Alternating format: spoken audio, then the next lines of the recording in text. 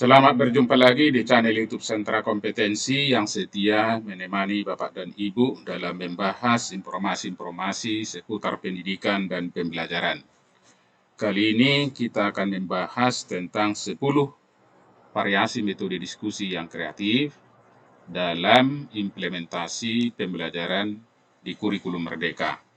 Ini penting agar dalam diri anak-anak kita melalui kegiatan diskusi ini dapat menumbuhkan keterampilan 4C, sehingga mereka punya kemampuan untuk berkomunikasi, bekerja sama, berpikir kritis, dan kreatif.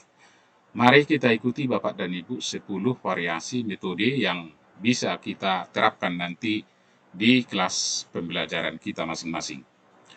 Pertama, ada group discussion atau diskusi kelompok. Diskusi kelompok ini ditujukan untuk memberikan kesempatan kepada peserta didik untuk saling mengemukakan pendapat dalam mengenal, memahami, dan memecahkan suatu permasalahan yang telah dipersiapkan oleh guru. Jumlah peserta dalam diskusi kelompok ini idealnya 3-5 orang. Penentuan peserta di kelompok dapat dilakukan secara acak atau ada kategori tertentu yang dipandang oleh Bapak Ibu guru yang dapat memacu pemahaman peserta.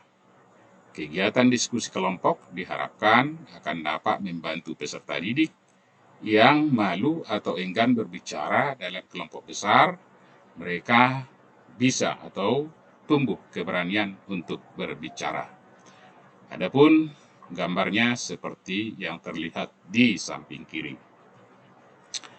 Yang kedua adalah whole group atau seluruh peserta. Whole group ini adalah diskusi yang melibatkan semua peserta didik dalam satu kelas. Agar diskusi terlaksana dengan baik, maka perlu dilakukan setting tempat duduk dengan formasi setengah lingkaran atau boleh dalam bentuk U yang dipimpin oleh guru. Kegiatan seperti ini akan membuat suasana informal atau lebih fresh, sehingga peserta didik dapat secara terbuka mengemukakan pendapat atau mendiskusikan suatu atau beberapa topik. Tentunya materi yang akan dibahas sudah dipersiapkan guru secara matang dengan berbagai variasi pertanyaan yang akan diajukan. Dapat kita lihat dalam bentuk U posisi anak-anak yang di dalam kelas yang dibelajarkan. Yang ketiga, ada variasi diskusi yang ketiga adalah focus group discussion atau diskusi kelompok fokus. Diskusi kelompok fokus adalah diskusi kelompok yang lebih memfokuskan pada satu masalah atau bidang tertentu.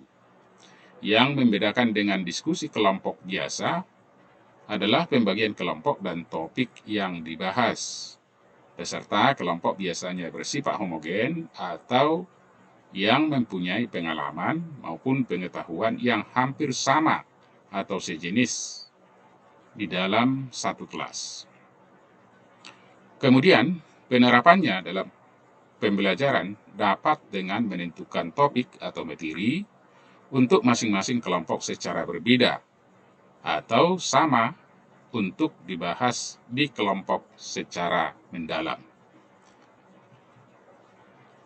Variasi diskusi yang keempat disebut adalah panel discussion atau diskusi panel.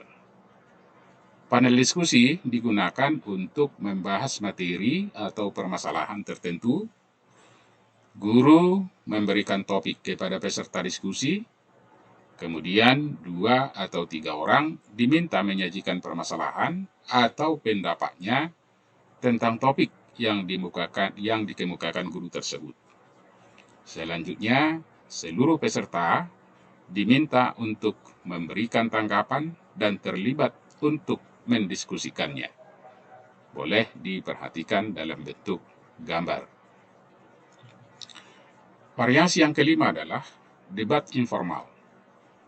Debat informal dilakukan dengan cara kelompok besar atau satu kelas dibagi menjadi 2 kelompok yang sama jumlahnya. Satu kelompok disebut dengan kelompok pro dan yang lain disebut kelompok kontra. Mereka saling berhadapan. Kemudian, guru memberikan topik diskusi atau permasalahan yang sama kepada dua kelompok tersebut dengan tugas yang berbeda. Secara bergantian, kelompok tersebut akan mengemukakan pendapatnya terhadap tugas yang dikerjakan dan kelompok lain memberikan tanggapan. Dengan demikian, maka topik tersebut akan diperdebatkan sampai akhirnya guru bersama peserta didik dapat memberikan kesimpulan. Nah, debat informal ini sebenarnya sangat asik dilakukan, tetapi harus dipersiapkan dulu masalah-masalah apa yang dikupas oleh kedua kelompok. Variasi metode diskusi yang keenam adalah bus group. Peserta didik dibagi menjadi kelompok-kelompok kecil 3-4 untuk mendiskusikan suatu topik yang telah ditentukan oleh guru. Kemudian guru memberikan waktu untuk masing-masing kelompok mendiskusikan topik tersebut secara bebas. Tempat duduk diatur juga sedemikian rupa sehingga peserta dapat berhadapan muka. Diskusi seperti ini memberikan kesempatan kepada peserta secara individu untuk menguji dan memperdalam pemikirannya dalam memecahkan suatu persoalan dan diharapkan dapat membangun rasa percaya diri pada setiap peserta. Hasil-hasil diskusi nanti akan dikumpulkan oleh guru dan dianalisa sampai di mana peserta dapat mencapai pengetahuan yang ditargetkan oleh guru. Maka oleh beberapa kelompok dibagi dan diberikan tugas. Itu disebut boots group. Yang keenam adalah syndicate group. Adalah suatu kelompok diskusi di mana kelompok besar dibagi menjadi kelompok kecil dengan anggota tidak lebih dari 5 orang. Guru menjelaskan permasalahan secara umum, kemudian setiap kelompok kecil diberi tugas mempelajari materi tertentu yang berbeda dengan kelompok kecilnya. Guru terlibat memberi bimbingan untuk tiap kelompok dalam mengerjakan tugasnya. Setelah waktu yang ditentukan tiba, maka setiap kelompok menyajikan hasil diskusi dan sidang pleno untuk membahas bersama secara mendalam.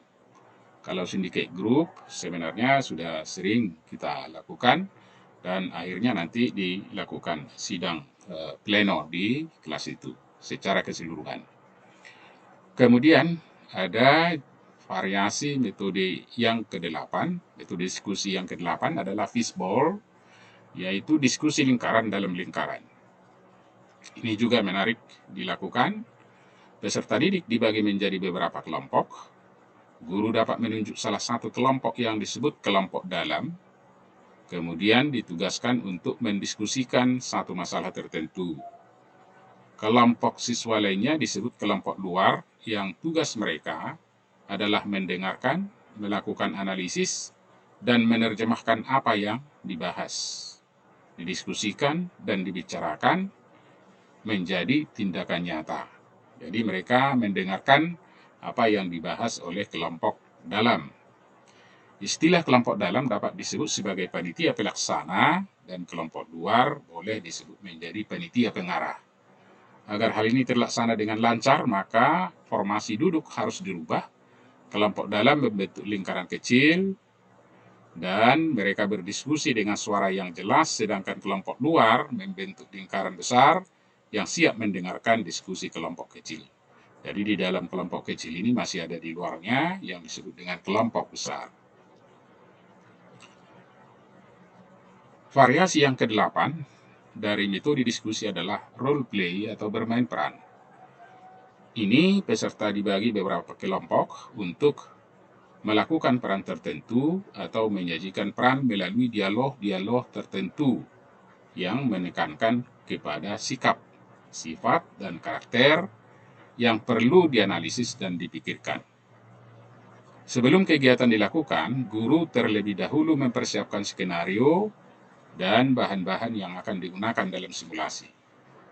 Dalam bermain peran ini, harus dipilih topik tertentu, jadi tidak semua topik sebenarnya yang cocok, Ini yang dapat mengungkapkan kondisi nyata yang akan digunakan sebagai bahan diskusi. Setelah masing-masing atau kelompok yang ditunjuk selesai melakukan peran, dilanjutkan dengan menganalisis peran tersebut.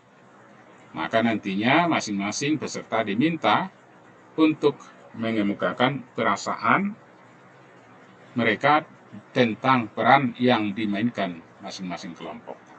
Nah, ini disebut dengan role play. Kemudian, variasi ke-10 adalah simulasi atau simulation. Simulasi adalah kegiatan meniru atau perbuatan pura-pura atau menyerupai atau tidak dalam kondisi sesungguhnya. Tujuannya adalah melalui kegiatan simulasi dapat menanamkan konsep atau memahami sesuatu materi, bahasan, melalui pengalaman berbuat atau melakukan sesuatu. Maka simulasi sangat tepat untuk meningkatkan keterampilan tertentu atau melakukan sesuatu dalam kondisi tidak sebenarnya. Guru dapat membagi beberapa peserta didik untuk melakukan simulasi terhadap materi yang bersifat keterampilan, misalnya mempraktekkan pemakaian alat, simulasi pelaksanaan pemilihan kepala daerah, dan lain-lain. Tapi ini bentuknya ke arah unjuk kerja yang dapat dipraktekkan. Demikian Bapak dan Ibu, 10 variasi metode diskusi. Dari 10 variasi metode diskusi ini, hendaknya Bapak Ibu Guru dapat memilih yang cocok untuk membahas materi sesuai dengan tuntutan kompetensi atau materi yang kita belajarkan. Metode tersebut tentunya tidak kaku dan masih dapat dikembangkan dan dia divariasikan oleh Bapak Ibu Guru. Perlu juga menggunakan alat bantu pembelajaran ataupun media pembelajaran. Silakan dipraktekkan Bapak dan Ibu. Demikian pembahasan kita tentang 10 variasi metode diskusi yang kreatif yang dapat dipraktekkan oleh Bapak dan Ibu Guru dalam implementasi kurikulum Merdeka. Silakan dipraktekkan dan saya ucapkan terima kasih.